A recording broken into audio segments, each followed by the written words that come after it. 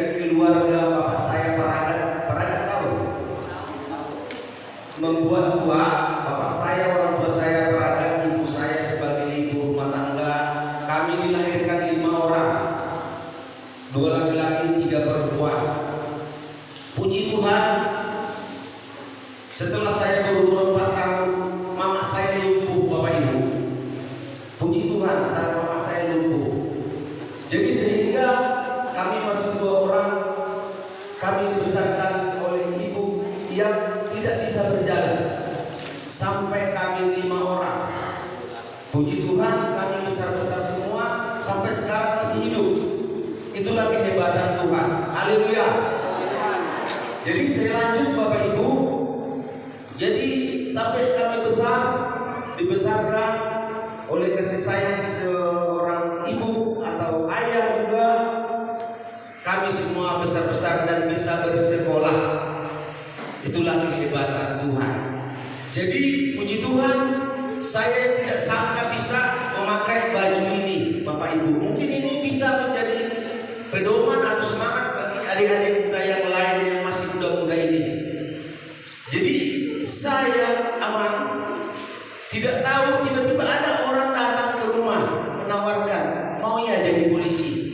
Itulah kehebatan Tuhan itu.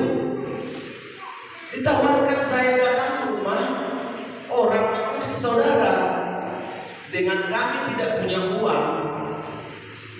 Bapak saya Paragat tadi, tahulah kita penghasilan Paragat. Apa hasilnya berapa? Cukup makan aja. Ibu saya tidak bisa berjalan, hanya bisa kalau kata orang itu ngesot cuma bisa ke depan sana. Jadi kami besar, puji Tuhan. Saya tiba-tiba tes tahun 98. Ini agak lama ini Bapak Ibu.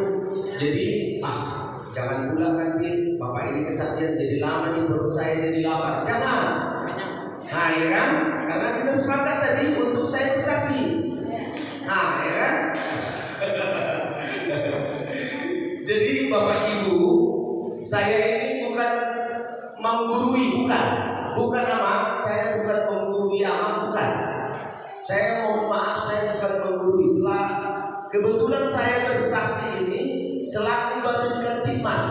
Mungkin umur bapak ini masih jauh lebih tua daripada saya. Bapak ini saya anggap orang tua saya. Tapi boleh saya bersaksi Bapak Ibu ya. Bolehlah, mungkin memberi semangat. Jadi luluslah saya, diterimalah, tinggallah saya di desa kita ini di Tembilahan. Jadi selanjutnya sudah agak jauh ini saya berumah tangga.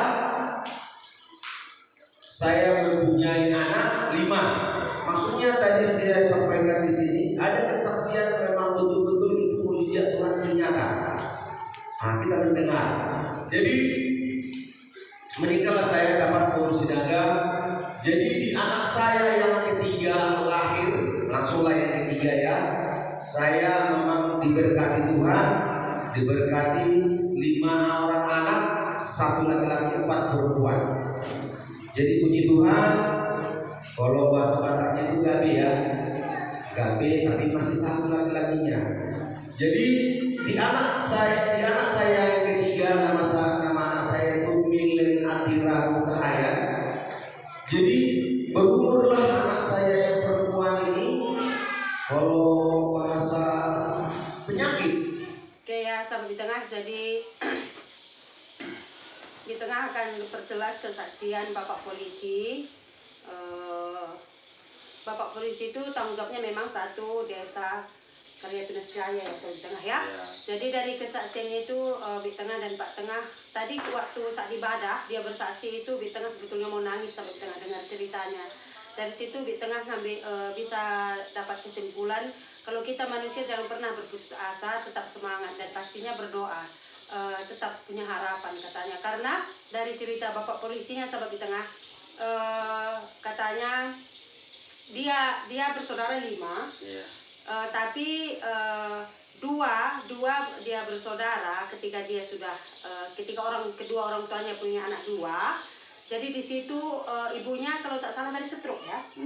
Stroke, bapaknya kerjanya pekerjaan bapak dari bapak polisi ini hanya nyadap gula sampai di tengah, membuat gula lah seperti itu, gula aren seperti itu ya. Jadi di situ katanya mamanya sudah stroke, tapi setelah beberapa tahun seperti itu bertambah 3 saudara, jadi 5 saudara seperti itu ya. Jadi kenapa singkat ceritanya kenapa dia bisa jadi polisi? Mamanya hanya bisa ngesot katanya kalau tidak salah tadi, cuman bisa ngesot. Setelah mungkin beberapa tahun stroke, mungkin ada perubahan, tapi perubahannya itu tadi hanya bisa ngesot, hanya bisa ngesot sampai di tengah merangkak seperti itu.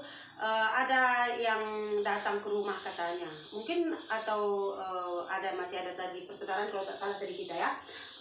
Jadi dia menawarkan sendiri kepada Bapak Utahayan, Bapak polisi, dia menawarkan apa mau kau masuk polisi seperti itu sahabat di tengah. Jadi singkat ceritanya, jadi saya kaget katanya tidak ada uang, tidak ada apa-apa. Bayangkan saja ibu yang punya penyakit seperti itu hanya bisa merangkak, orang tua hanya menyadap gula dengan keluarga juga 5 seperti itu. Jadi setelah ditanya mau jadi polisi, singkat ceritanya bapak itu jadi polisi, Bapak Utahayan jadi polisi sahabat di tengah. Luar biasa sekali. Saya jadi polisi, saya menangis katanya, menjerit karena tidak sangka bisa jadi polisi katanya sampai di tengah. Terus setelah singkat cerita dia menikah, kalau tak salah anak tertua tadi ya. Anak tertua katanya ada punya penyakit di tengah, tidak tahu detailnya penyakitnya apa, tapi diharuskan cuci darah di saat kondisinya katanya seperti terpuruk juga katanya.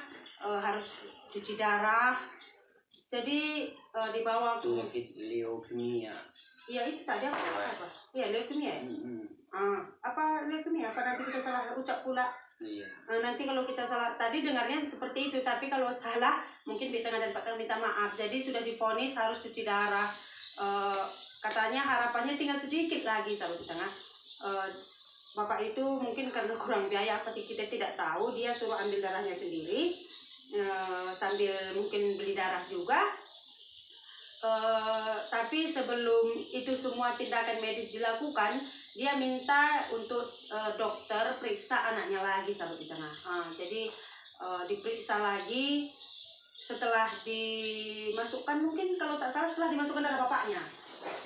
Sebelum dimasukkan, bapak itu minta dicek ulang. Dulunya dia katanya 8,9. Iya. Jadi sebelum dilaksanakan dokter, dia minta cek ulang, berubah jadi 98. Iya, setelah berapa itu dia tidak percaya. Setelah beberapa kali dicek memang seperti itu. Jadi anjuran dokter bawa lagi balik ke rumah sahabat di tengah. Jadi mujizat Tuhan itu memang betul-betul nyata katanya. Ujungnya keluarganya dicoba katanya sahabat di tengah. Ketika dia melahirkan, Bapak Utahayan ini, Bapak polisi ini punya 5 anak. Paling kecil itu laki-laki, cuma 1 laki-laki sahabat di tengah. Tapi setelah melahirkan si kecil ini, anaknya yang paling bungsu, istrinya mengalami pendarahan hebat sekali. Jadi karena pendarahan hebat sudah diperiksa juga, vonis dokter istrinya harus diangkat rahim. Seperti itu. Jadi katanya tadi mungkin nanti kurang jelas didengar ya di tengah. Katanya saya sudah pasrah katanya. Kalaupun karena kondisi cuma 2 pendapat katanya, kalau kalau selamatnya kecil, tapi kalau tidak selamat itu dia katanya seperti tengah tadi ya. Harus angkat rahim. Jadi bapaknya katanya sudah berdoa, sudah ikhlas. Kepada tim medis juga dia sudah bicara kalau memang setelah angkat rahim istrinya mungkin kembali ke Sang Pencipta, kita sudah ikhlas katanya sahabat di tengah. Sudah ikhlas, padahal anak di situ baru umur berapa hari seperti itu ya. Jadi setelah dia ikhlas, tapi setelah diperiksa lagi dia kan setelah ikhlas dia dimintakan Pak Pendeta berdoa. Iya, berdoa keselamatan dan kesembuhannya kan gitu. Kesembuhannya semua. Terus, dengan sebelum pendeta dioperasi dia minta cek ulang kan gitu. Dengan sendirinya mujizat itu nyata, kata Pak polisi kan, berhenti. pendarahannya. Iya, berhenti pendarahannya, tidak jadi juga angkat rahim. Iya, cuman ya dibarengi juga dengan obat kan gitu. Iya, dibarengi dengan obat sahabat di tengah. Mungkin kedengarannya ini sepele ya sahabat di tengah, tapi di situ kesimpulannya yang bisa di tengah ambil dengan di tengah juga tidak malu ya. Kalau di tengah pribadi orangnya cepat putus asa seperti itu sahabat di tengah. Tapi setelah mungkin banyak mengenal teman-teman, banyak dapat saran di tengah jadi kuat. Tapi kesimpulan yang di tengah dapat dari Bapak Pendeta tadi luar biasanya sahabat di tengah. Berarti kita tidak pernah harus tetap berharap, jangan pernah berputus asa untuk berpengharapan seperti itu. Jadi di tengah tarik dengan Pak Tengah tadi ya, semuanya punya problem masing-masing, tapi kita harus tetap di situ di tengah.